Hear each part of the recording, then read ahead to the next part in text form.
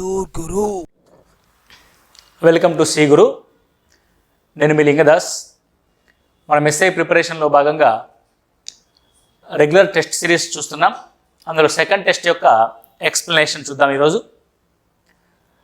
మొదటి ప్రశ్న, చక్కెర ధర కేజీ 6 నుంచి 7.5 పెరిగితే ఒక వ్యక్తి ఖర్చులో మార్పు రాకుండా, ఒక వ్యక్తి యొక్క ఖర్చులో మార్పు లేకుండా ఉండడానికి అతని చక్కెర వినియోగంలో ఎంత శాతము తగ్గును అంటున్నాడు ప్రశ్న.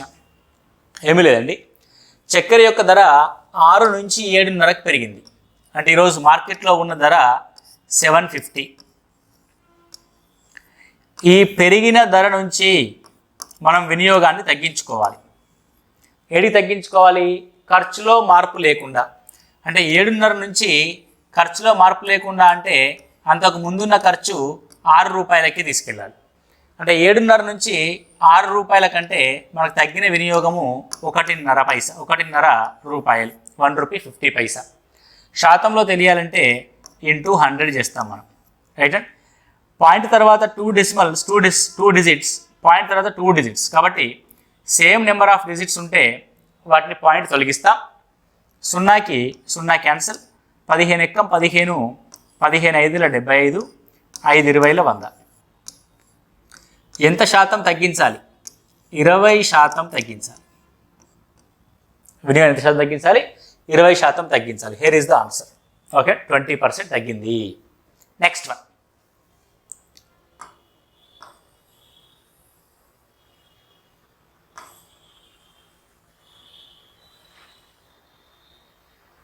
ఓకే, ఇప్పటి వరకు క్వశ్చన్లో ఏముండే అంటే ఖర్చులో మార్పు లేకుండా ఉండాలంటే వినియోగాన్ని ఎంత శాతం తగ్గించాలనే ప్రశ్న ఇచ్చాడు. ఇప్పుడు ప్రశ్నలో చిన్న మార్పు జరిగింది. ఏ మార్పు జరిగిందో చూద్దాం. పంచదార రేటు 20% పెరిగింది,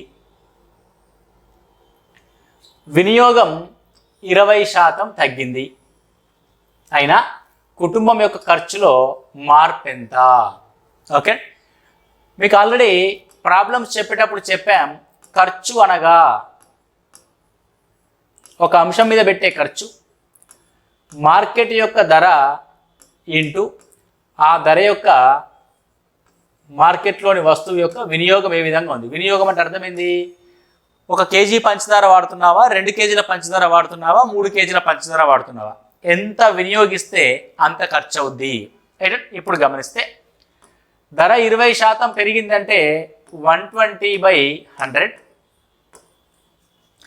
వినియోగం 20% తగ్గిందంటే 80/100 ఇంటూ 100. 100 cancel, 0 0 0 0 cancel, 12/96%. ఓకే, ఏదైనా ఒక అంశంలో 100% యొక్క విలువ అంటే ఎలాంటి మార్పు లేదని, 100% నుంచి 96%కి వచ్చామంటే అర్థం 4% తగ్గింది అని. 4% తగ్గింది అని అర్థం. కాబట్టి ఈ సందర్భంలో వ్యక్తి యొక్క ఖర్చు ఏమవుద్ది? 4% తగ్గుద్ది, రైట్. దీన్ని మనం ఇంకొంచెము ఈజీగా, సింపుల్గా ఏ విధంగా డీల్ చేస్తాం అన్న విషయాన్ని గమనిస్తే, కానీ డీల్ చేసేటప్పుడు జాగ్రత్తగా ఉండాలి. ఏంటా జాగ్రత్త అంటే, నీకు ఏ విషయంలో మార్పు అడుగుతున్నాడు? ఖర్చు విషయంలో మార్పు అడుగుతున్నాడు. నిన్ను ఏ విషయంలో మార్పు అడుగుతున్నాడో ఆ అంశం అనేది ఇవ్వబడిన 2 అంశాల యొక్క లబ్ధంగా ఉండాలి. First condition. ఇలాంటి కండిషన్స్ తెలియక చాలామంది అభ్యర్థులు ఏం చేస్తారంటే చిన్న చిన్న పొరపాట్ల ద్వారా మార్కుల్ని కోల్పోతారు. మనకి ఎక్కడ మార్పు? ఖర్చులో మార్పు. ఈ మార్పు తెలియాలంటే మన కండిషన్ ఏంటంటే ఇవ్వబడిన అంశముల యొక్క లబ్ధమే మన యొక్క ఖర్చు అవ్వాలి. కాబట్టి ఇవ్వబడిన 2 అంశాల యొక్క లబ్ధమే ఖర్చు. అప్పుడు మాత్రమే ఇది అప్లై చేస్తాం. ఏంటి అది అప్లై చేసేదంటే 20% పెరిగింది, 20% తగ్గింది, 20% పెరిగింది, 20% తగ్గింది, 20 - 20 మైనస్, ఎందుకు ఇది ప్లస్ ఇంటూ మైనస్ మైనస్, ఆ రెండింటి యొక్క లబ్ధం మళ్ళీ 20 × 20/100. చెప్పాం కదండి, రిజల్ట్ అనేది వీటి యొక్క లబ్ధంగా ఉంటుంది. కాబట్టి ఆ మొదటి రెండు అంశాల యొక్క మొత్తం ఓవరాల్గా ఉన్న డిఫరెన్స్కి ఆ రెండింటి యొక్క లబ్ధం యొక్క శాతాన్ని మనం ఏం చేస్తామంటే తీసేస్తాం. 20x20/100 right. 20x20/100. So +20 -20 cancel. 0 0 0 0 2 2 4. ఏం 4? -4 అంటే అర్థం 4% తగ్గింది అని అర్థం. 4% తగ్గింది అని అర్థం. మైనస్ ఉంది ఇక్కడ ఆప్షన్స్లో. మైనస్ వచ్చినట్టు అర్థం ఏంది? 4% తగ్గింది అని అర్థం. రైట్. ఇంకొంచెము మనం ఆలోచిస్తే ఏంటి, ఇంకొంచెం ఆలోచించేదని చూస్తే, ఎప్పుడైతే సమాన శాతంలో పెరగడము సమాన శాతంలో తగ్గడము ఉంటుందో మనకు కావాల్సిన రిజల్ట్ ఆన్సర్ అనేది ఆ రెండింటి యొక్క లబ్ధం అవుతుందో, ఫస్ట్ కండిషన్ 2% యొక్క విలువలు సమానంగా ఉండాలి, పెరగడం తగ్గడం. రెండో కండిషన్ మనకు కావాల్సిన ఆన్సర్ అనేది, మన యొక్క ప్రశ్న అనేది ఇవ్వబడిన 2 అంశాల యొక్క లబ్ధానికి సమానంగా ఉండాలి. ఏదైనా ఒక అంశం యొక్క ఖర్చు అంటే ధర ఇంటూ దాని యొక్క వినియోగం. ఇలాంటిది చూస్తే వైశాల్యం = పొడవు ఇంటూ వెడల్పు. ఇలా ఇంటూ ఉన్నప్పుడు మాత్రమే మనం ఈ టెక్నిక్ వాడతాం. సమాన సంఖ్యలో 20% పెరగడం 20% తగ్గడం ఉన్నప్పుడు ఖచ్చితంగా మార్పు అనేది తగ్గుదలనే ఉంటుంది, తగ్గును. కాబట్టి పెరిగే ఆప్షన్స్ అన్నీ క్యాన్సల్. మార్పు లేదు అన్నది క్యాన్సల్. ఓకే. ఒట్టి 40% అన్నది పెరగడం తగ్గడం గురించి చెప్పట్లేదు, క్యాన్సల్. ఓకే. 4% ఖర్చు పెరుగును అన్నది ఒకటి, రైట్, పెరిగేది క్యాన్సల్. ఓన్లీ తగ్గడం మాత్రమే అంశంలో ఉంటుంది. అది మన ఆన్సర్. చూడండి ఎంత సింపుల్గా అయిపోయింది. అంటే తగ్గేది మన ఆన్సర్. ఒకవేళ 2 తగ్గడంలో ఉంటే, ఇప్పుడు 40% తగ్గడము అని ఉందనుకోండి, అయ్యో 2 తగ్గడంలో ఉంది కదా, ఏది మన ఆన్సర్ అని చూస్తే ఆ అంశముల యొక్క లబ్ధం ఉంది కదా, లబ్ధం బై 100 చేస్తే ఏదైతే వస్తుందో అది 4% తగ్గడాన్ని చూపిస్తుంది. 4% తగ్గును. Okay, simple. Next one.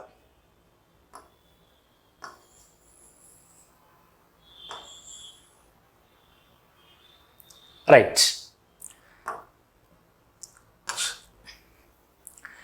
దీర్ఘచతురస్రం యొక్క పొడవు 20% పెరిగిను, దాని వైశాల్యంలో ఎటువంటి మార్పు లేకుండుటకు, చూడండి మార్పు లేని ప్రాబ్లమ్స్ ఏ విధంగా చేస్తున్నాం మనం, మార్పు లేకుండా ఉండుటకు వెడల్పుని ఎంత శాతం తగ్గించాలి, పెరిగిన దాన్ని తగ్గించడంలో చేస్తున్నాం మనం. Very simple. 20% పెరగడము అన్నప్పుడు మీకు ఇందాక టెస్ట్లో కూడా సేమ్ క్వశ్చన్ వచ్చింది. 25% పెరిగితే మార్పు లేకుండా ఉండాలంటే 20% తగ్గాలి. 20% పెరిగితే మార్పు లేకుండా ఉండాలంటే 16 2/3% తగ్గాలి. ఆ విషయం గుర్తుంటే ఆన్సర్ని ఇలా టిక్ చేస్తాం. ఓకే. 20% పెరిగితే 16 2/3% తగ్గును. రైట్. మరి ఆన్సర్ ఎలా చేస్తాం? ఎంత పెరిగిందో అంత తగ్గాలి 20. కానీ ఎప్పుడు తగ్గాలి? పెరిగిన తర్వాత తగ్గాలి. ఏదైనా ఒక అంశం కనుక 20% పెరిగితే ఆ విలువ 120 అవుద్ది. 20/120 × 100. 0 ఎక్కం 0, 2 ఎక్కం 2, 2 6 12. 1/6 యొక్క పర్సంటేజ్ వాల్యూ 16 2/3%. లేదు నేను కొట్టేస్తా అంటే కొట్టాయి, నాకేం అభ్యంతరం లేదు. 2 3 6, 2 5 10, 0, 3 ఎక్కం 3, 2 20, 3 6 18, 2. It's 16 2/3%. 16 2/3%. Simple. Right. Next one.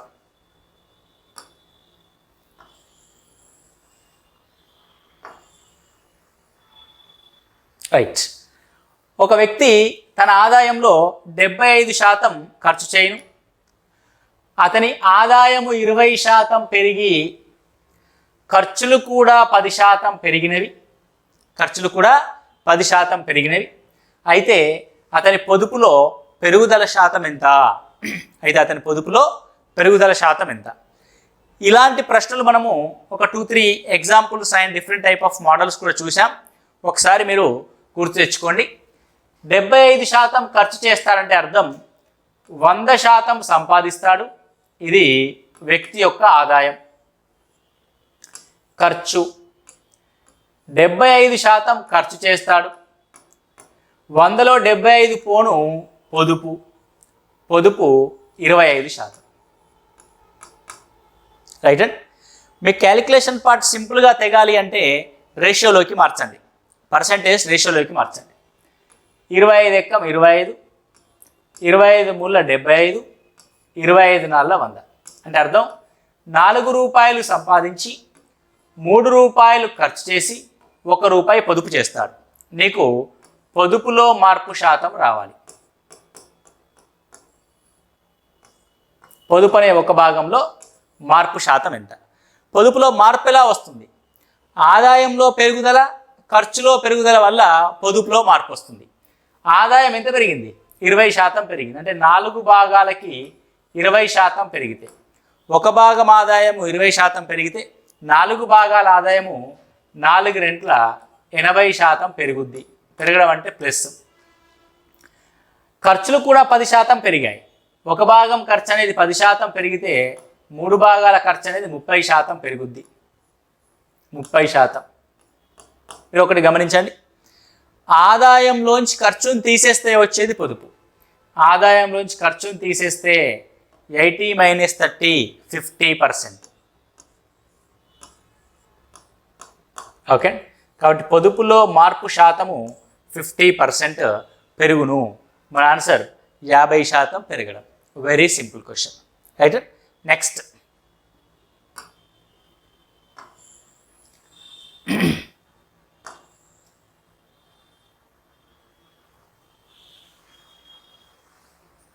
Right, a comma b comma సిల జీతాలు వరుసగా 70%, 75% మరియు 80% ఖర్చు చేయగా వారి పొదుపుల మధ్య నిష్పత్తి 4:5:6 అయితే వారి జీతాల మధ్య నిష్పత్తి కనుక్కోండి. Right, very simple question. మీరు జాగ్రత్తగా గమనించినట్లయితే వారి ఖర్చులు ఏ విధంగా ఉన్నాయి? 70%, 75% మరియు 80%గా ఉన్నాయి. ఖర్చుల విషయం రాస్తే ఏ యొక్క ఖర్చు 70%, బి యొక్క ఖర్చులో 75%, సి యొక్క ఖర్చులో 80%గా ఉన్నాయి. ఉంటే వారి యొక్క పొదుపులు ఏ విధంగా ఉండాలి? ఏ యొక్క పొదుపు 30% ఆఫ్ ఏ ఇన్కమ్, బి యొక్క పొదుపు 25% of B income. Next, C యొక్క పొదుపు 20% of C income. 20% of C income అంటే 30% ఏ యొక్క ఆదాయంలో పొదుపు, 25% బి యొక్క ఆదాయంలో పొదుపు, 20% సి యొక్క ఆదాయంలో పొదుపు. వాళ్ళ యొక్క పొదుపుల యొక్క రేషియో ఏ విధంగా ఉంది? 4:5:6గా ఉంది. ఎప్పుడైతే పొదుపుల యొక్క రేషియో డిఫరెంట్గా ఉంటుందో 4:5:6 అనేది, ఈ డిఫరెంట్గా ఉన్న రేషియోని ఈక్వల్ చేయడానికి ప్రయత్నం చేస్తే ఎలా ప్రయత్నం చేయాలంటే ఎల్సిఎం తీసుకోవాలి. వరుస సంఖ్యల యొక్క ఎల్సిఎం వాటి యొక్క లబ్ధం అవుతుంది. 4, 5, 20, 26 120. ఆ వరుస సంఖ్యల్లో మొదటి సంఖ్య కనుక సరి సంఖ్య అయితే దాని యొక్క ఎల్సిఎం బై 2 అవుతుంది. చూడండి నేను చేస్తున్నానో జాగ్రత్తగా గమనించండి. 60. రైట్, ఇప్పుడు 15 4 60. రైట్, 5 12 60, 6 10 60. 15:12:10. దీని ద్వారా ఏమవుద్ది అని చూస్తే 15 4 60, 12 5 60, 16 60. అంటే ముగ్గురి యొక్క పొదుపులు సమానమవుతాయి. పొదుపులు ఎప్పుడు సమానమవుతున్నాయి అని గమనిస్తే మొదటి వాడి యొక్క పొదుపుని 15 భాగాలతో గుణిస్తే, రెండో వాడి యొక్క పొదుపుని 12 భాగాలతో గుణిస్తే, మూడో వాడి యొక్క పొదుపుని 10 భాగాలతో గుణిస్తే వారి పొదుపులు సమానమవుతున్నాయి. అదే గుణిద్దాం మనం. మొదటి వాడి యొక్క పొదుపు ఎంత? 30% ఆఫ్ ఏ. 15తో మల్టిప్లై చేస్తే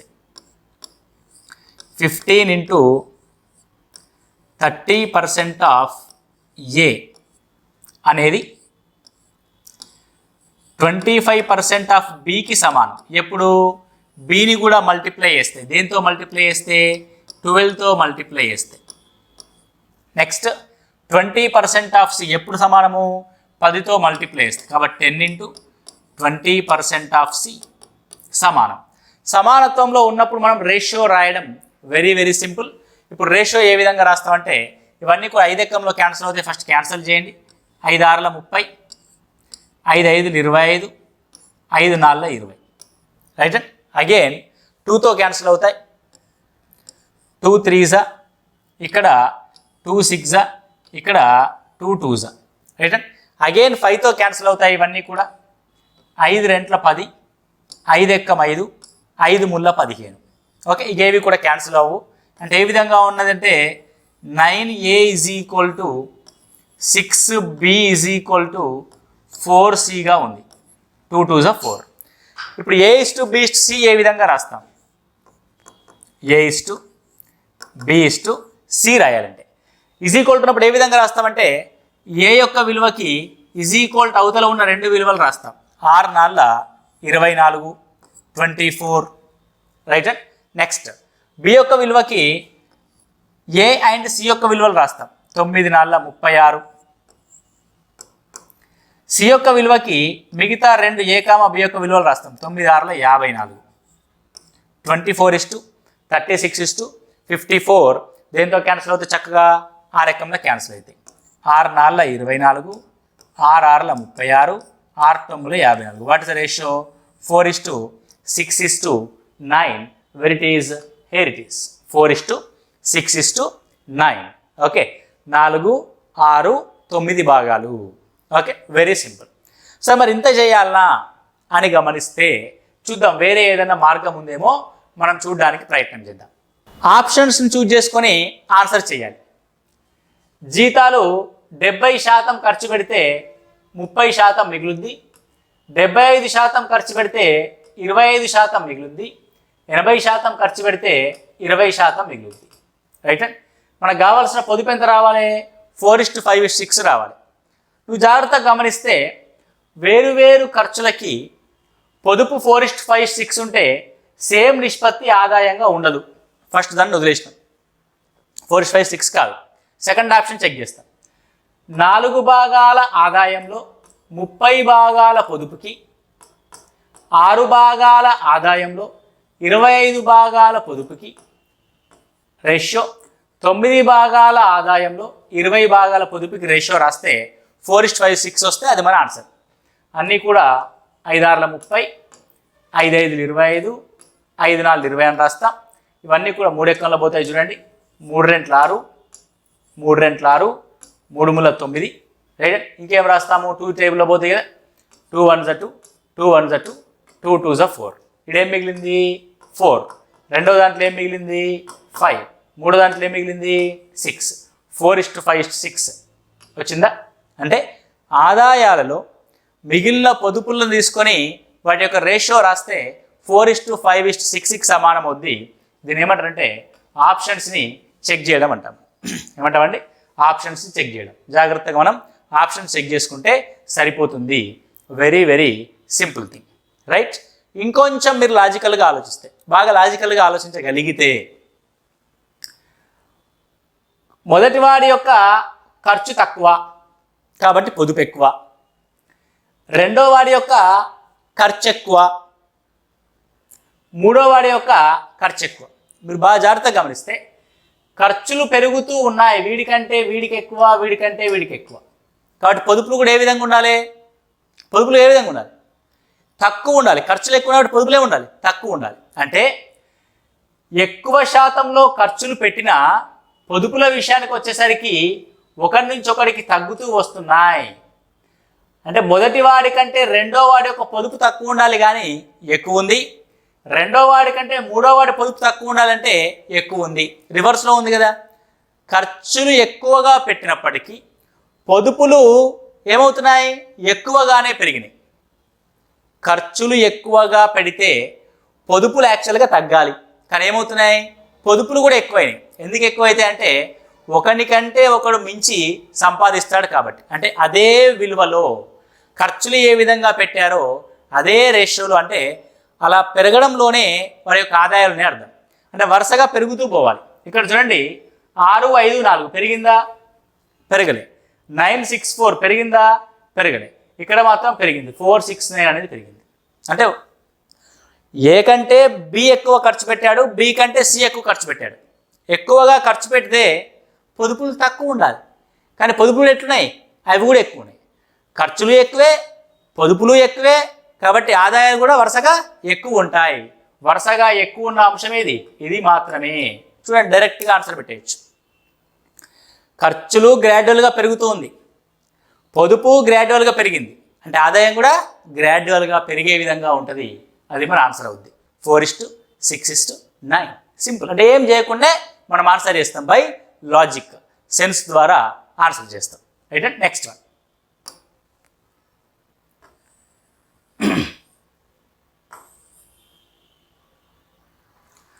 ఒక సంఖ్యను 10% తగ్గించి ఆ తర్వాత 10% పెంచారు. అప్పుడు వచ్చిన సంఖ్య విలువ అసలు సంఖ్య కంటే 10 తక్కువ అయిన అసలు సంఖ్య ఎంత? రైట్. మీకు ఆల్రెడీ ఒక విషయాన్ని చెప్పాను. సమాన సంఖ్యలో పెరిగి సమాన సంఖ్యలో తగ్గితే ఫైనల్ రిజల్ట్ అవుట్పుట్ ఎంత? పొడవు ఇంటూ వెడల్పు. రైట్. ఖర్చు కోసం ధరలు మరియు వినియోగం చేసాం కదా, సేమ్ యాజ్ ఇట్ ఈస్గా. తగ్గి పెరిగింది, -10 +10 -10 × 10/100. 10 క్యాన్సల్, 0 0 0 0. అంటే వాల్యూ ఎంత తగ్గుద్ది? 1% తగ్గుద్ది. అంటే అసలు సంఖ్యకి మనం తగ్గిన తర్వాత సంఖ్యకి తేడా ఎంత ఉంటుంది? 1% ఉంటుంది. ఆ 1% ఎంత? 10. మరి అలాంటిది అసలు సంఖ్య 100% ఎంత? 1 అనే సంఖ్య పక్కన ఒక 0 పెట్టావు కాబట్టి 100 అనే సంఖ్య పక్కన కూడా నువ్వు ఒక 0 పెట్టు. The answer is 1000. సింపుల్. 10% పెరిగి 10% తగ్గితే రిజల్ట్ వాల్యూ 1% మార్పు తగ్గి ఉంటుంది, కాబట్టి 10 తక్కువ. 1% అనేది 10 అయితే 100% అనేది ఎంత అన్నది answer. Right. Next one.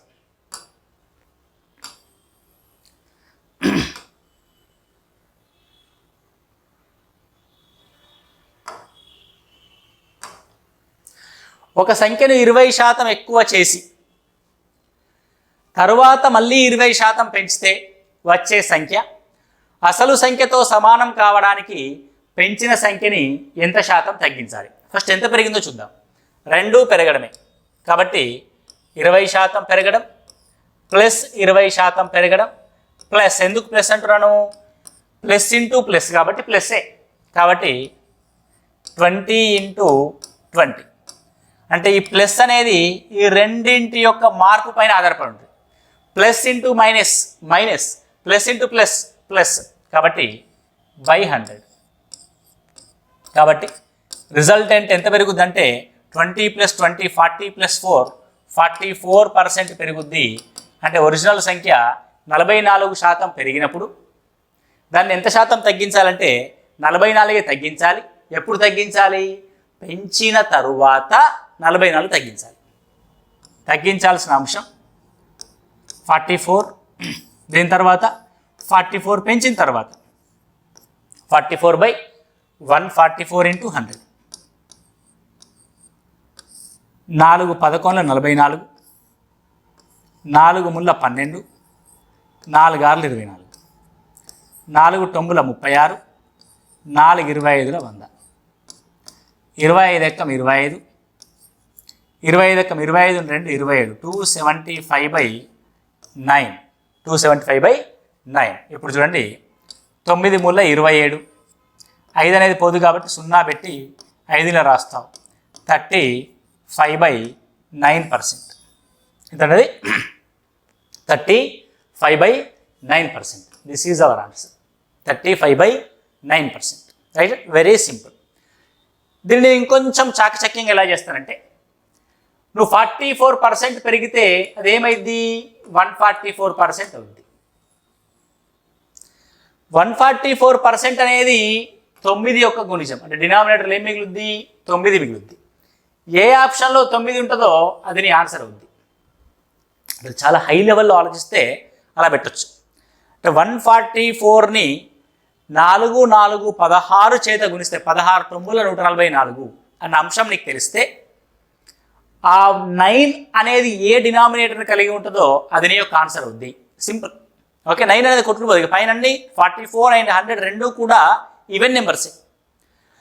Even నెంబర్స్ని even నెంబర్స్తో భాగించినప్పుడు ఫైనల్గా నీకు అవుట్పుట్ ఏం మిగిలింది? ఆడ్ నెంబర్ మిగిలింది. అది కొట్టుడు పోదు. 9 అనేది కొట్టుడు పోదు. కాబట్టి డినామినేటర్ అలాగే ఉంటుంది. కాబట్టి 144 అనేది వేటి యొక్క గుణిజము? 9 యొక్క గుణిజం. ఒక ఆడ్ నెంబర్ అంటే 9 యొక్క గుణిజం. కాబట్టి ఏ ఆప్షన్లో 9 అయితే ఉంటుందో అదే నీ ఆన్సర్ అవుద్ది. Very simple. రైట్? అలా కూడా ఆలోచన చెప్పొచ్చు. కానీ అది హై లెవెల్లో బాగా నేర్చుకున్న తర్వాత నీకు అలాంటి ఆలోచన వస్తుంది. కాబట్టి మనం చెప్పాం కాబట్టి నీకు ఆలోచన అనేది ఉపయోగపడుతుంది. రైట్? Next one.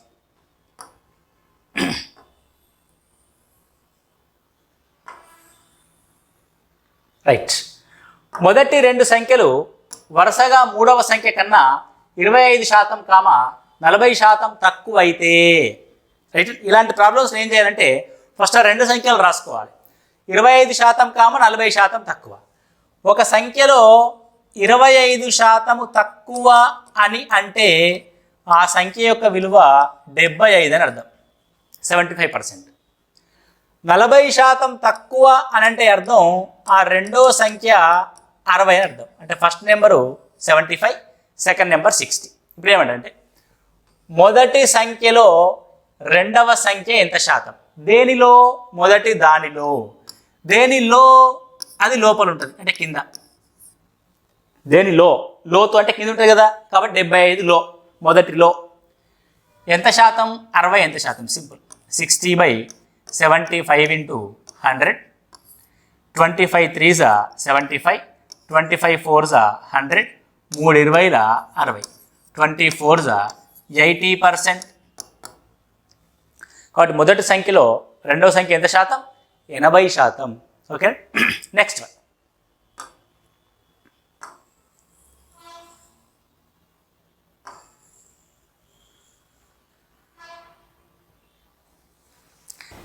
ఏ అన్నది సి కన్నా 50% ఎక్కువ, బి అన్నది సి కన్నా ఇది 28% కాదు. దాన్ని చేంజ్ చేసుకోండి సింపుల్గా. 28% అనేది కాదు, ఎంతనంటే 25% ఎక్కువ. అయితే ఏ బి కన్నా ఎంత శాతం ఎక్కువ? ఇప్పుడు ఏ కామా బి వాల్యూస్ రాస్తా. ఏ కామా బి వాల్యూస్ రాయడానికంటే ముందు నేను గమనించాల్సింది ఏంటంటే ఏని కూడా సి కన్నానే చెప్తున్నాడు, బిని కూడా సి కన్నానే చెప్తున్నాడు. రెండు సంఖ్యల్ని మూడో దాంతో పోలుస్తున్నప్పుడు మనం సింపుల్గా మూడో దాన్ని 100గా తీసుకోవాలి. రెండింటిని కూడా సితోనే పోల్చాడు కాబట్టి సి అనేది 100. సి కంటే ఏ 50% ఎక్కువ, 150. బి అనేది 25% ఎక్కువ. 25% ఎక్కువ అని అంటే 125. ఓకే, మనకు ప్రశ్న ఏంటి? ఏ బి కన్నా ఎంత శాతం ఎక్కువ అని చెప్పాలి. ఏ అనేది బి కన్నా ఎంత ఎక్కువ ఉంది? ఎంత ఎక్కువ ఉందండి? 25 ఎక్కువ ఉంది. దీన్ని శాత రూపంలోకి మార్చాలి. ఈ 25 దేనికన్నా? బి కన్నా. దేనికన్నా అని చెప్తాడో ఆ కన్నాని తీసుకొచ్చి కింద రాయాలి. బుజ్జి కన్నా, ఎవడా కన్నా? వీడు. 125. ఈ 125ని కిందికి రాయి. 25/125 × 100. 25 ఎక్కం 25, 25లో 125, 5 20లో 100. సో వాట్ పర్సెంటేజ్ అండి? 20%. కాబట్టి ఎగ్జామ్ రాసేటప్పుడు మీరు అక్కడక్కడ ఒక మిస్టేక్ జరుగుద్ది, నో ప్రాబ్లం. సో అది మనం రెక్టిఫై చేస్తూ పోతాం. కాబట్టి మీరు ఈ క్వశ్చన్ కనుక వదిలేసి ఉంటే చేసున్నా ప్రాబ్లం లేదు, ఎందుకంటే ఆప్షన్లో ఉండదు. 28% పెట్టుకుంటే రాదు మనకి, 25% పెట్టుకుంటే వస్తుంది. What is the answer? 20% is the answer. Right? అది కరెక్షన్ చేసుకోండి. మీరు నోట్స్ రాసుకుంటే 28% ఎక్కువ ప్లేస్లో 25% తీసుకోండి. Right? Next one.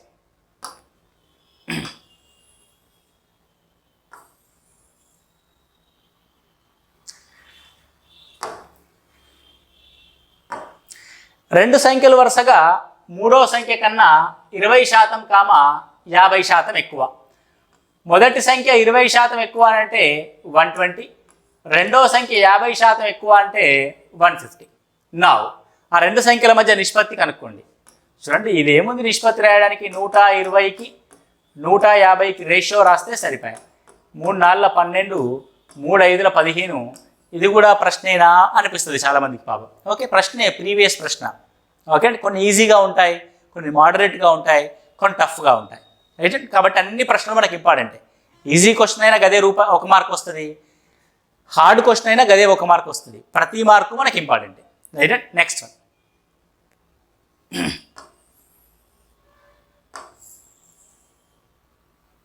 Right.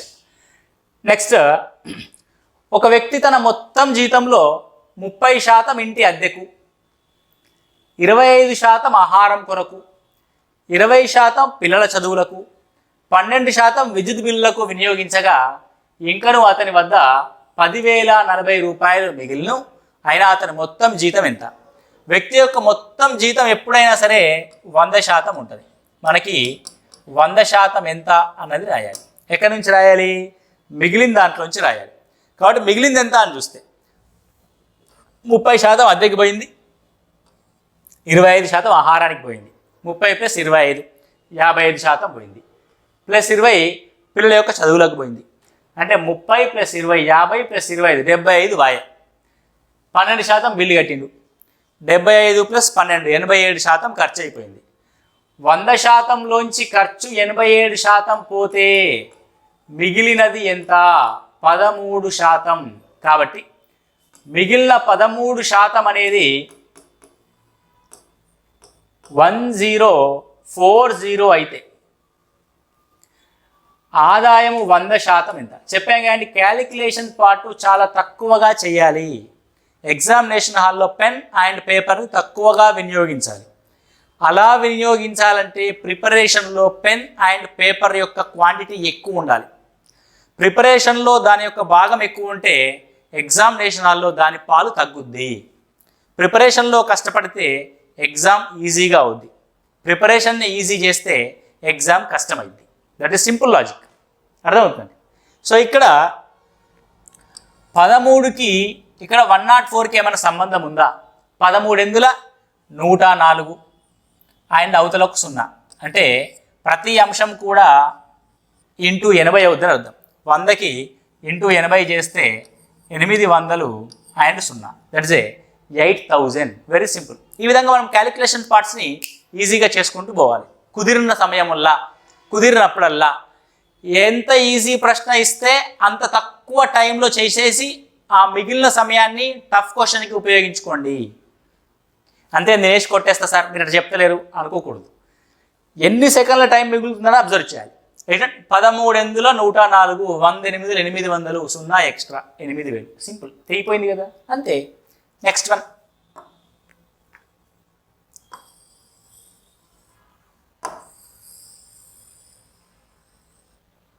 Right. ఒక పట్టణం యొక్క జనాభా 8000. ఆ పట్టణ జనాభా వృద్ధి రేటు సంవత్సరానికి 5% అయినా 3 సంవత్సరాల తర్వాత ఆ పట్టణ జనాభాని కనుక్కోండి. ఓకే, వెరీ సింపుల్ అండి. ఈ ప్రాబ్లమ్ని చేసేది ఏంటంటే కాంపౌండ్ ఇంట్రెస్ట్ అనే పద్ధతి ప్రకారం చేస్తాం. కాంపౌండ్ ఇంట్రెస్ట్ ఆల్రెడీ మీరు చూసి ఉంటారు. 5% అంటే అర్థం ఫస్ట్ రాయండి. 5% యొక్క భిన్నం 1/20. అసలు జనాభా 20 ఉంటే 20లో వృద్ధి 1 ఎక్కువ అంటే పెరిగిన తర్వాత 21 అవుద్ది. ఎన్ని సంవత్సరాల పాటు పెరుగుద్దో అన్ని పవర్స్ తీసుకోండి. 3 సంవత్సరాల తర్వాత అన్నాడు కాబట్టి ఇది 20 క్యూబ్గా ఉంటే ఇది 21 క్యూబ్గా ఉంటుంది. నీకు క్యూబులు కనుక పర్ఫెక్ట్గా వస్తే 20 క్యూబ్ యొక్క విలువ 8000 అయితే 21 క్యూబ్ యొక్క విలువ 9261 అవుద్ది. 8000 అనే జనాభా దేనిగా మారింది? 9261గా మారింది. 9261 స్మాష్, సరిపోయింది. Okay, very simple. Right, that's it. ఈ విధంగా మనం ఈ జనాభా ప్రాబ్లమ్స్ని కాంపౌండ్ ఇంట్రెస్ట్ అనే పద్ధతిని ఎలా సాల్వ్ చేస్తామో అలా చూస్తాం. కాంపౌండ్ ఇంట్రెస్ట్ మొత్తం ఇంత సింపుల్గా మనం సాల్వ్ చేస్తాం ప్రతి మోడల్ని. Okay, not only compound interest, నువ్వు అర్థమెటిక్లో ఏ చాప్టర్ని పట్టుకురా చాలా సింపుల్గా తెగొట్టుకుంటూ పోతాం.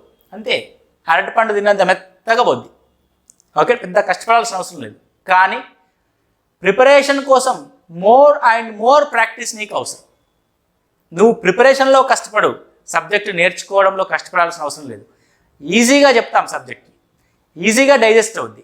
కానీ ఈజీగా డైజెస్ట్ అయిన దాన్ని నువ్వేం చేయాలి, బాగా ప్రాక్టీస్ చేయాలి. బాగా ప్రాక్టీస్ చేస్తే మీకు మంచి ఫలితం వస్తుంది. Okay, next question.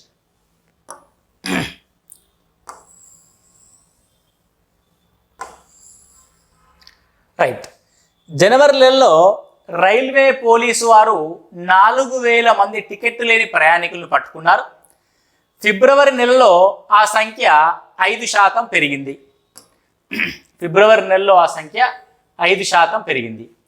రైల్వే పోలీసుల అధికారుల అప్రమత్తత వలన ఆ సంఖ్య 5% తగ్గింది. ఏప్రిల్ నెలలో ఇంకా 10% తగ్గింది. ఏప్రిల్ మాసంలో మొత్తం పట్టుబడిన టికెట్ లేని ప్రయాణికుల సంఖ్య ఎంత? ఓకేనా, ఇది కూడా సేమ్ కాంపౌండ్ ఇంట్రెస్ట్ లాగానే చేయాలి. 5% పెరిగింది, తర్వాత 5% తగ్గింది, తర్వాత మళ్ళీ 10% తగ్గింది. చూడండి మై డియర్ ఫ్రెండ్స్, 5% మనం ఏమని రాయొచ్చు అంటే 1/20 అని రాయొచ్చు. 5% ఏమని రాయొచ్చు అంటే 1/20 అని రాయొచ్చు. 10% ఏమని రాయొచ్చు అంటే 1/10 అని రాయొచ్చు. స్టార్టింగ్లో మనకున్న ప్రయాణికుల విలువ ఎంత అంటే ఈ డినామినేటర్స్ ఎప్పుడైనా సరే డినామినేటర్లు అసలుగా ఉంటాయి. అసలు విలువ 20 × 20 × 10. అసలు విలువ 20 × 20 × 10. ఓకే, దీన్ని కంటిన్యూ పర్సంటేజ్ చేంజెస్ అంటాం. ఓకే, జనాభా లెక్కలు కానీ ఒకదాని తర్వాత ఒకటి పెరగడం కానీ, వరుస డిస్కౌంట్లు కానీ, మిగిలిన దాంట్లో ఖర్చు పెట్టడం లాంటి సమస్యలు కానీ ఏంటంటే వరుస ప్రాబ్లమ్స్ ఇవి. కాబట్టి ఇలా చేస్తాం మనం. 20లో 1 పెరిగితే మన వాల్యూ 21 ఇంటూ 20లో 1 తగ్గితే మన విలువ 19, 10లో 1 తగ్గితే మన విలువ 9. రైట్, 20 20 20 4000, 21 × 19 × 9. నేను క్యాన్సల్ ఏం చెయ్య, మల్టిప్లై అసలే చెయ్య. 9 ఉంది కదా, 9 ఉంటే నాకు తెలిసింది ఏంటంటే ఆ ఇవ్వబడిన సంఖ్య 9 యొక్క గుణిజము. 9 యొక్క గుణిజం. ఒక సంఖ్య 9 యొక్క గుణిజం ఎప్పుడైందంటే అంకెల మొత్తము 9 యొక్క గుణిజం అయినప్పుడు. 3 + 1 4, 4 + 2 6, 6 + 5 11 కాదు. నెక్స్ట్ 5 5 10 + 12 + 3 15 కాదు. 5 5 17, 17 3 20 కాదు. 9 1 10, 10 3 13 5 18. ఇదే ఆన్సర్. నువ్వు కావాలంటే మల్టిప్లై చేసి చూడు, నీకు ఆన్సర్ వస్తుంది. నాకు క్యాలిక్యులేషన్ పార్ట్ రాదు, అంతే చెప్పేసేవాడిని డైరెక్ట్గా రాదని. కానీ దేని ద్వారా ఆన్సర్ని గుర్తిస్తావు నువ్వు? 9ని పట్టుకుని ఆన్సర్ని గుర్తిస్తావు. ఏ సంఖ్య 9 యొక్క గుణిజం అవుద్ది అది నీ ఆన్సర్ అవుద్ది. ఒక సంఖ్య 9 యొక్క గుణిజం కావాలంటే ఆ ఇవ్వబడిన సంఖ్యలోని అంకెల మొత్తం, ప్రతి అంకె యొక్క మొత్తము 9 యొక్క గుణిజం అయి ఉండాలి. ఫర్ ఎగ్జాంపుల్ 3 + 1 + 2 + 5 ఉంది. 5 2 7, 7 1 8, 8 3 11. 9 ఎక్కడ 11 వస్తుందా? రాదు. అలాగే అన్నీ చెక్ చేశాయి. 3 5 9 1లో ఏముంది? 3 + 5 + 9 + 1. 9 1 10, 15 15 3 18. ఎస్, 18 9 యొక్క గుణిజం. ఇదే నీ ఆన్సర్. క్యాలిక్యులేషన్ పార్ట్ కొద్దిగా టఫ్గా ఉన్నప్పుడు నీకు ఆప్షన్స్లో హింట్ వదిలిపెడతాడు ఎగ్జామినర్. నువ్వు ఆ హింట్ని పట్టుకోవాలి. ఇక్కడ ఉన్న హింట్ ఏంది?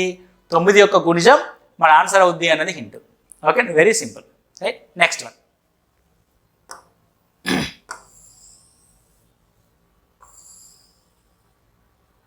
రైట్, ఒక మిషన్ ధర ప్రతి సంవత్సరము కిందటి సంవత్సరం ధరలో 10% తగ్గుతూ ఉంది. ప్రస్తుతం దాని ధర 81,000. అయితే 3 సంవత్సరాల తర్వాత దాని ధర ఎంత? 3 years తర్వాత దాని ధర ఎంత అంటున్నాడు. Right, simple. ప్రతి సంవత్సరం 10% తగ్గును. మీకు 10% యొక్క విలువ చెప్పా, 1/10. 1/10 అంటే ప్రస్తుతం దాని యొక్క విలువ 10 ఉంటే 1 year తర్వాత దాని విలువ 1 భాగం తగ్గి 9 అవుతుంది. ఎప్పుడన్నాడు? 3 సంవత్సరాల తర్వాత. కాబట్టి దీనికి 10³ తీసుకుంటే, దీనికి 9³ తీసుకుంటే, 10³ అంటే 1000. 9³ అంటే 9 9 81, 9 9 9 8 27 972 729 అంటే అసలు విలువ 1000 అనేది 81 ఎంతండి అది 1000 అయితే 1081,000 అయింది. 3 సున్నాలకి 3 సున్నాలు సేమ్ రాసావు, 1 81 రెట్లు అయింది. కాబట్టి ఇది కూడా 81 రెట్లు అవుతుంది. 81 రెట్లు అంటే 199, అన్నిట్లో 9 ఉంది, అన్నిట్లో 9. ఇక నీకు ఒక హింట్ ఉందండి. 81 అయినా 9 క్యూబ్ అయినా దేని యొక్క గుణిజం? 9 యొక్క గుణిజం. మనం టెస్ట్ చేస్తాం 9 యొక్క గుణిజం ఏది అని. 9 9 5 11 కాదు. 9 9 5 + 5 10 1 11 కాదు. 9 9 5 + 5 10 కాదు. 9 9 ఎస్ 59049. కావాలంటే నువ్వు 729 × 81 చేసి చూడు, 59049 వస్తుంది. అంతే, చెప్పాం కానీ క్యాలిక్యులేషన్ పార్ట్ కనుక నీకు టఫ్గా ఇస్తే ఎగ్జామినర్ ఆప్షన్స్లో నీకు ఒక హింట్ వదిలిపెడతాడు. ఆ హింట్ని పట్టుకొని నువ్వు క్వశ్చన్కి సాల్వ్ చేయాలి. ఎస్ఐ ఉద్యోగం అంటే ఏంది? చిన్న చిన్న హింట్లు పట్టుకొని కేసులు సాల్వ్ చేసినట్టు అంతే. గవర్నమెంట్ ఎంప్లాయీ ఎట్లుండాలి? షార్ప్గా ఉండాలి. సమస్య యొక్క మూలం ఎక్కడుంది, సమస్యని ఎక్కడ నొక్కితే సాల్వ్ అవుద్ది, ఎక్కడ నొక్కితే సాల్వ్ అవుద్ది, 9 యొక్క గుణిజం ఏదైతే ఉంటుందో అది నీ ఆన్సర్ అవుతుంది. అంతే, ఏది చేయాల్సిన అవసరం లేదు మై డియర్ ఫ్రెండ్. 10% తగ్గుతుందంటే ఏది చేయాల్సిన అవసరం లేదు. 10% అంటే 1/10. అసలు విలువ 9, 1 తగ్గిన తర్వాత అంశం 9 అవుద్ది. ఏ ఆప్షన్ 9 యొక్క మల్టిప్లై ఉంటుందో అది నీ ఆప్షన్ అవుద్ది. 9 యొక్క మల్టిప్లై కాదు. ఓకే, నాకు తెలిసిపోతుంది. 5 + 9 14, 14 + 6 20, 20 + 9 29. 29 9 యొక్క గుణిజమా? కాదు. ఇది కూడా కాదు. 9 10 15 20 29 అసలే కాదు. 9 5 14 14 14 28 కాదు. ఇది అవుద్ది. 5 9 14 4 18 9 27. Right, this is our answer. ఏం చేయాల్సిన అవసరం లేదు. ఎక్కడైతే టఫ్ అనిపిస్తుందో ప్రాబ్లం, ఒక చిన్న చిన్న హింట్స్ని వాడండి. ఎక్కువగా డివిజబుల్ లాస్ బాగా ఉపయోగపడతాయి మీకు. 9 యొక్క మల్టిప్లేయర్స్ కానీ, 11 యొక్క మల్టిప్లేయర్స్ కానీ, 8 యొక్క మల్టిప్లేయర్స్ కానీ, వీటిని ఉపయోగించుకొని మనము దాదాపు 200 మార్కుల క్వశ్చన్ పేపర్లో 100 మార్కుల అర్థమెటిక్ ఉంటుంది. 100 మార్కుల్లో టఫ్ ఉన్న క్వశ్చన్స్లో కనీసం ఒక 5 నుంచి 6 ప్రాబ్లమ్స్ని ఏమీ చేయకుండా సాల్వ్ చేయొచ్చు ఇలా. ఓకే, నెక్స్ట్ ప్రాబ్లం చూద్దాం.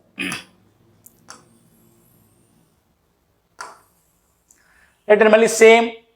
ఒక యంత్ర విలువలో తరుగుదల సంవత్సరమునకు 10%. 3 సంవత్సరాల క్రితం దాన్ని కొన్నారు. ప్రస్తుత విలువ 8748 అయితే కొన్నప్పటి విలువ ఎంత?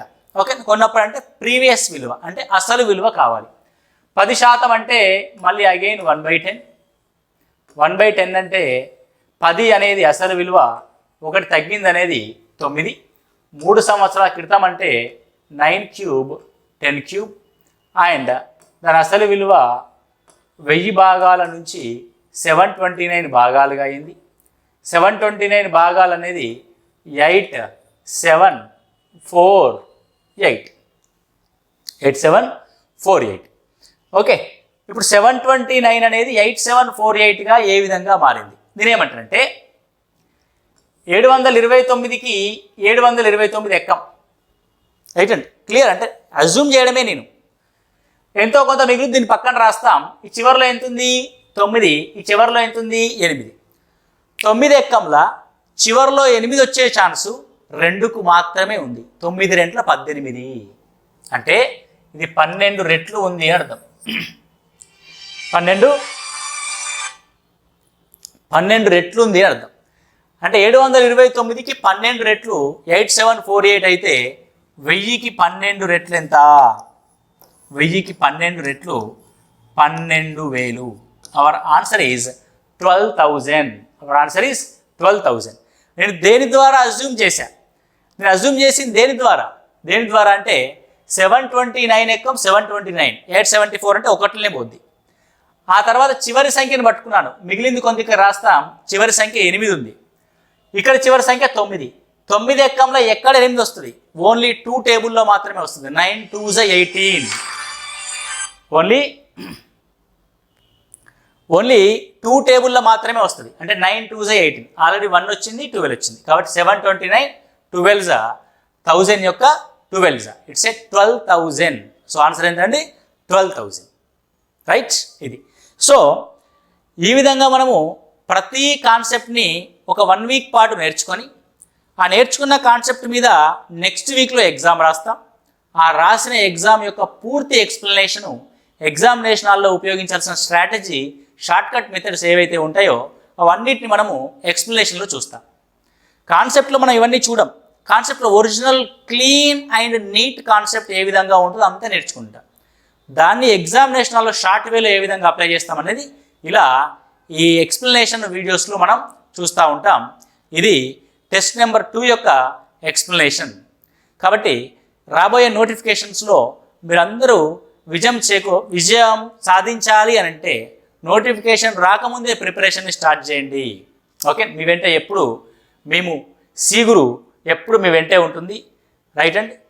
సో ఎప్పుడు మీ విజయాన్ని ఆకాంక్షించే సీగురు అండ్ నేను మీ Lingadas. Keep watching. Thank you.